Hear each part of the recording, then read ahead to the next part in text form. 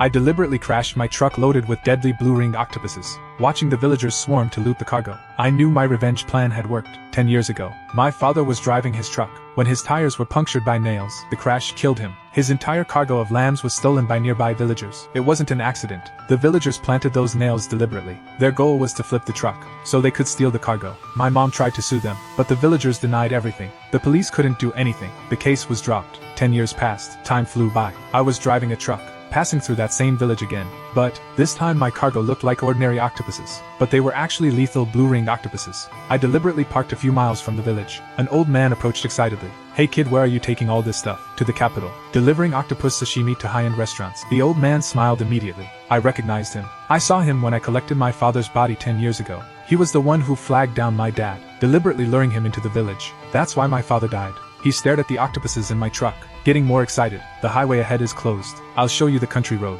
It's a shortcut. I live in the village up ahead. Give me a ride." Another victim walking right into the trap.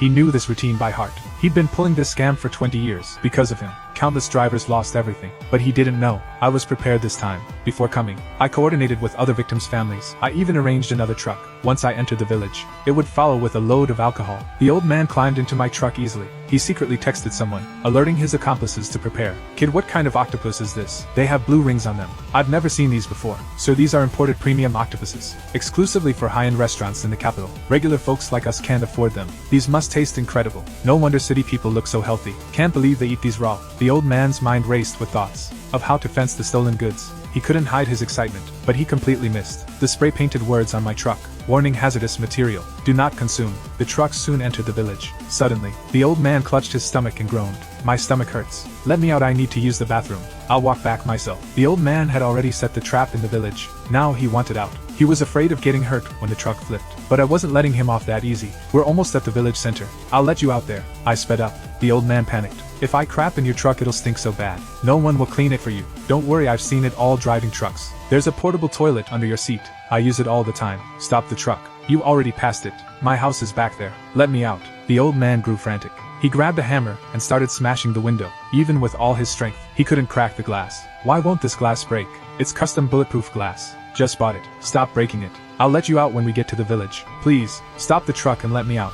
I'm only 89. I don't want to die." "Why would I stop?" "Don't worry, sir. I'm a great driver. I had people sabotage the road up ahead. When we flip over, we're both dead." "Why didn't you tell me sooner?" Suddenly the truck hit a dirt mound the villagers built. The front wheel lifted and hit the prepared nails. Instantly, the truck started tilting left out of control. No matter how I turned the wheel or hit the brakes, it was useless. We crashed straight into a store. I felt like all my organs were knocked out of place. Luckily I wore a crash vest. Otherwise that impact would have killed me. I looked over. The old man in the passenger seat slammed into the windshield from the impact. He was covered in injuries. The old man held his phone, but didn't dare call the police. He needed to delete the messages he sent to his accomplices, but the concussion left him dizzy. He couldn't see the delete button. "Are you okay? Should I take you to the hospital?" I knocked the phone out of his hand. "This evidence. I'm not letting you destroy it." Suddenly, I heard rapid footsteps. Villagers carrying baskets started grabbing the octopuses crawling on the ground. Seeing this, I immediately shouted at them, "Please save us. Help us call the police." At this moment an ant suddenly interrupted me. "Why should we help you call the police?" My husband already said. "This octopus is what rich people eat.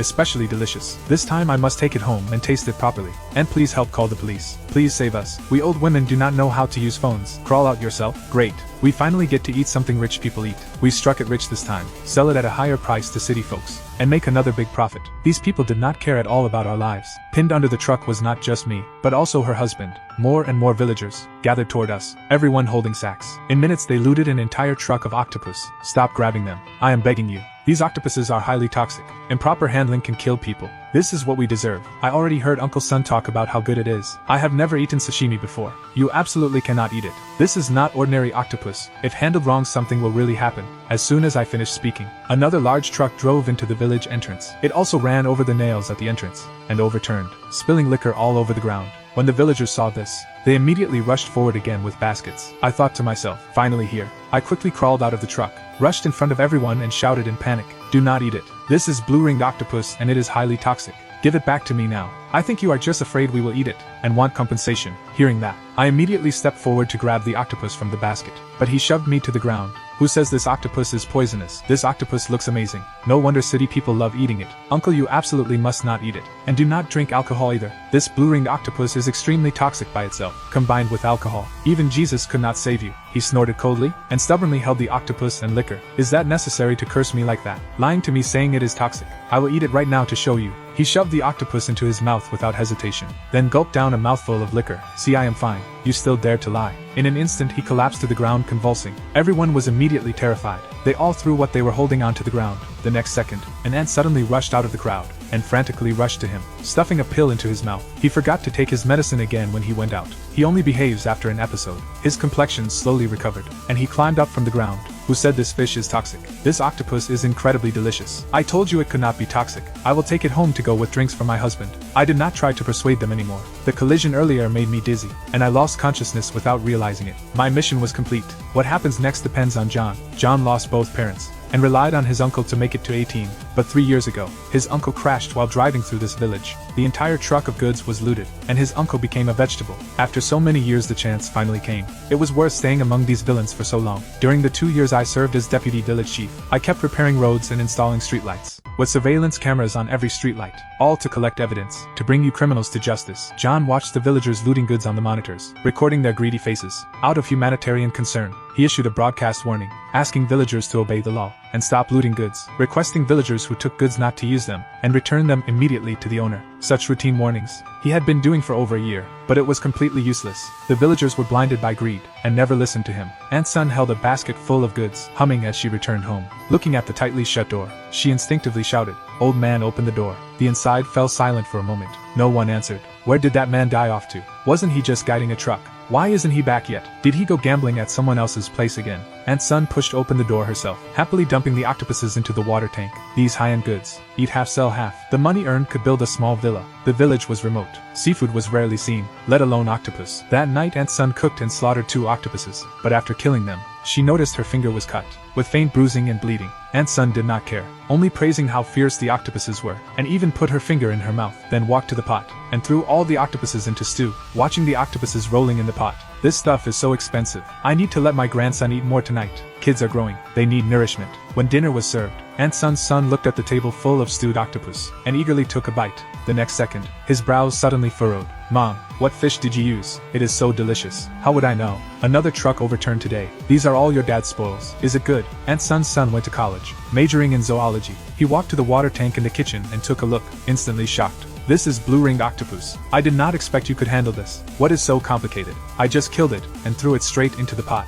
Hearing this, Aunt Sun's son collapsed in fear. Mom, if this octopus is not handled properly, it is extremely toxic. Take me to the hospital now. If we are late it will kill me. Aunt Sun did not expect it to be this serious. She rushed out immediately, planning to find a car to take her son to the city. Nick, are you home? My son ate that fish and got poisoned. Quickly drive us to the city. Aunt Sun rushed inside, only to see on Nick's dining table a plump octopus clearly displayed. That fish you mentioned wouldn't be this one, would it? Only then did Aunt Sun notice. Nick was pale. Even his lips were swollen from poison. It's over, it's over. It is this fish. Did the whole village eat this poisonous fish? Call 911. 911 would not arrive that fast, because in order to loot the cargo truck completely, they had already scattered gravel and branches along the road, slowing down police and 911 from reaching the village. And now the nails ended up piercing them. That really was karma. My son, you absolutely cannot let anything happen to you. Otherwise, how could I go on living? Aunt Sun's crying echoed through the whole village. But because her family was usually so overbearing, no one was willing to help. That night the village stayed awake all night, filled with the sounds of vomiting and screaming. More than a dozen police cars and ambulances arrived,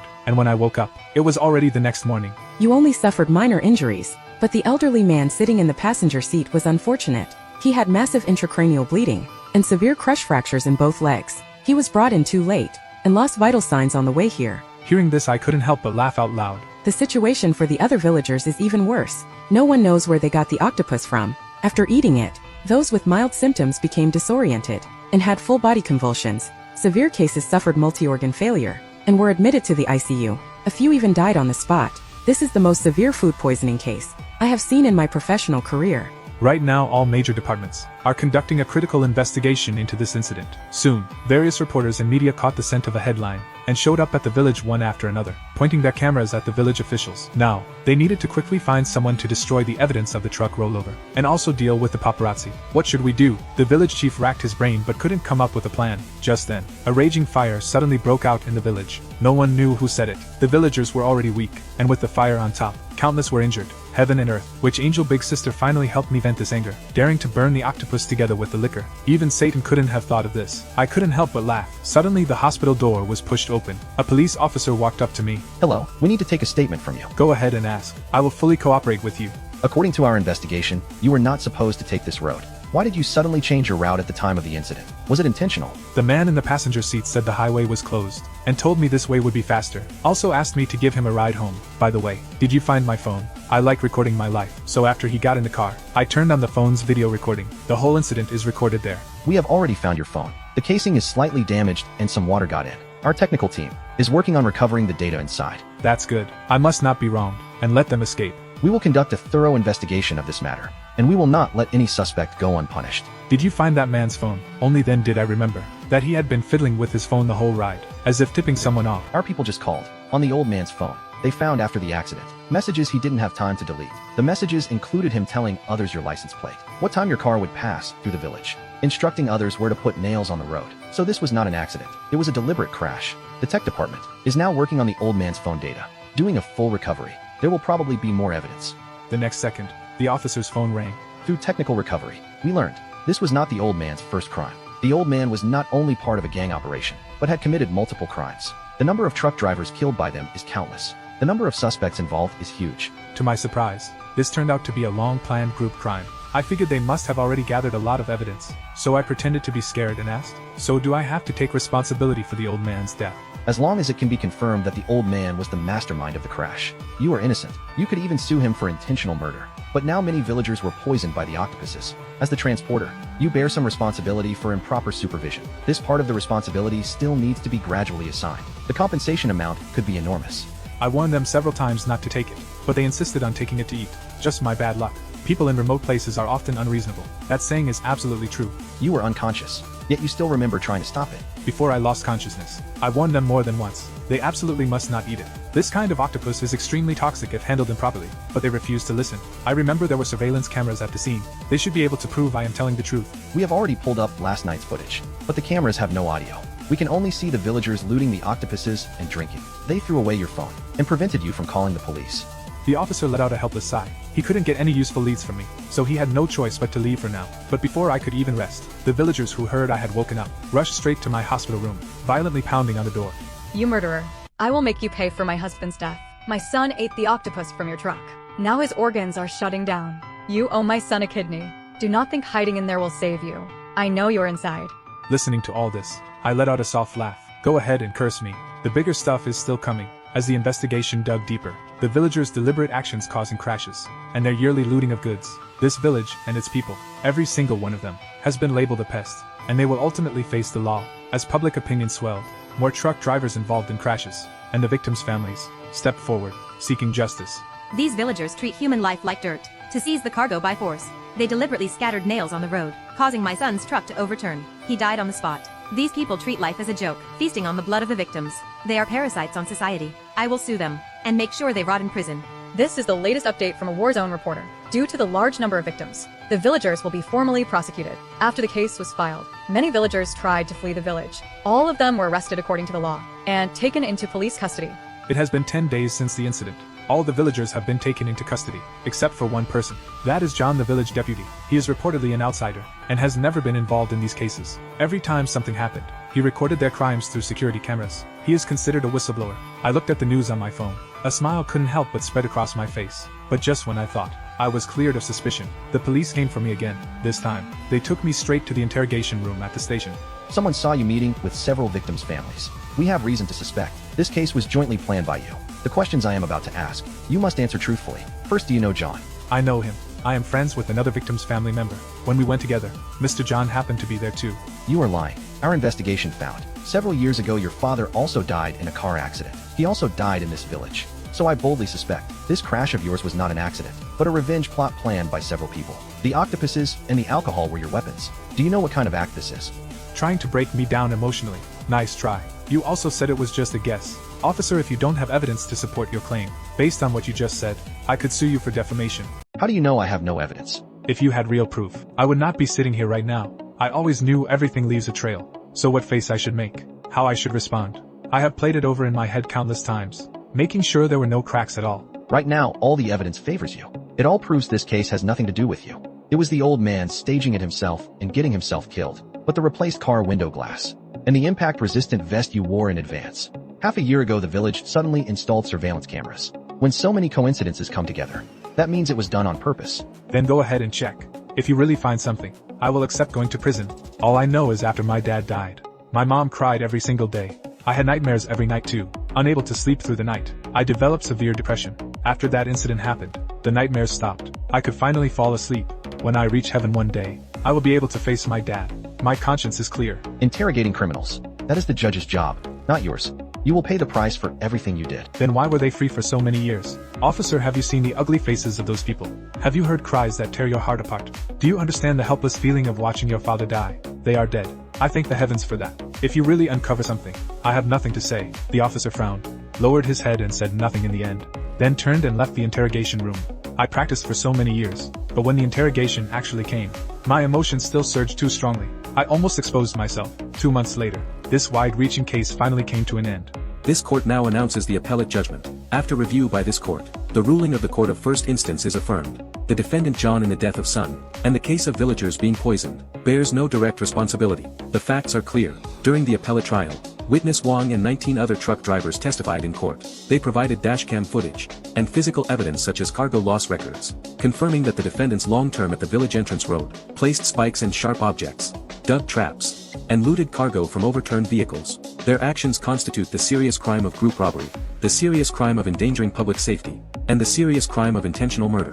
With evidence that is sufficient and conclusive, the principal offender Zhang and others are sentenced to 15 years imprisonment. Sun and 13 others are sentenced to 12 years imprisonment. The remaining defendants are sentenced to 7 years imprisonment. This judgment is final, and takes effect immediately. If you disagree with this judgment, you may within 10 days from the day after receipt of the judgment, through this court, or directly file an appeal with the Supreme Court. During the appeal period, the judgment remains in force. The moment we heard the verdict, John and I finally felt calm. I have already resigned from my position as Deputy Village Chief. I am getting ready to work somewhere else. What do you plan to do next? Will you still drive a cargo truck? If you take that route again, you can finally feel at ease. No one will block the road and steal anymore. Of course I will keep driving. I want to see this village route clearly, to see if there are still hidden crimes, and let future driver brothers know.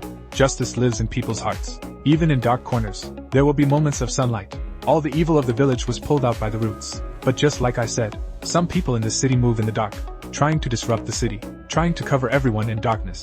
But I am willing to be the light of this city, lighting up every dark corner of this city.